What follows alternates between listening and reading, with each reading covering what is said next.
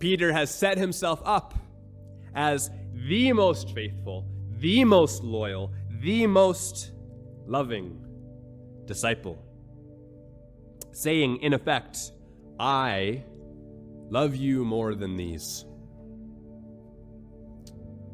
But of course, we know what happened.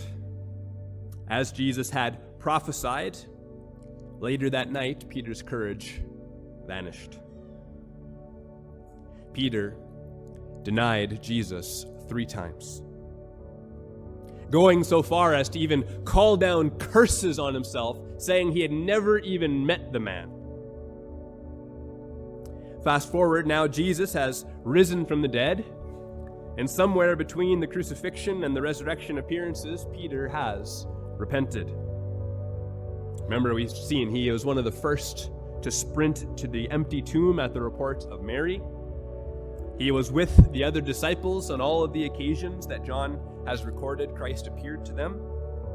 Despite his denials, despite his backsliding, and despite his apparent apostasy, and unlike Judas, Peter came back. I think the story, and especially the contrast between Peter and Judas, gives us a very helpful example as we look at people who we may know who have fallen away. Just think, to the rest of the disciples, it really appeared as if 2 of their number had abandoned and betrayed Jesus. They had all seen Judas come to the garden, leading a band of soldiers.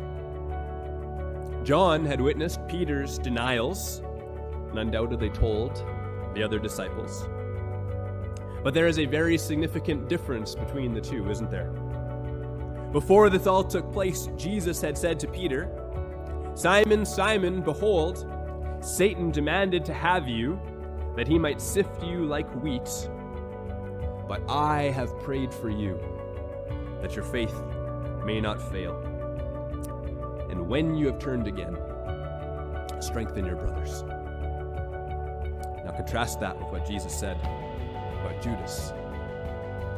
"The Son of Man goes as it is written of him, but woe to that man by whom the Son of Man is betrayed." It would have been better for that man, if he had never been born. Peter was elect. Judas was the son of perdition. But from the perspective of the other disciples on that night, it would have looked like they were both gone. Judas betrayed Jesus to the Jews, and Peter called down curses on himself, claiming he had never even met the man. And yet, as we've seen, despite the dramatic nature of Peter's denial, his return was assured, for Christ kept him. Jesus said, "I have prayed for you, that your strength may not fail." He said, "When you return, strengthen your brothers." When you return. Now here's the point as it relates to our friends and loved ones who may have fallen away. We have no way of knowing whether they are a Peter or a Judas. As we see with Peter's example, real Christians can and do fall into deep, dark, and sometimes even lengthy seasons of backsliding.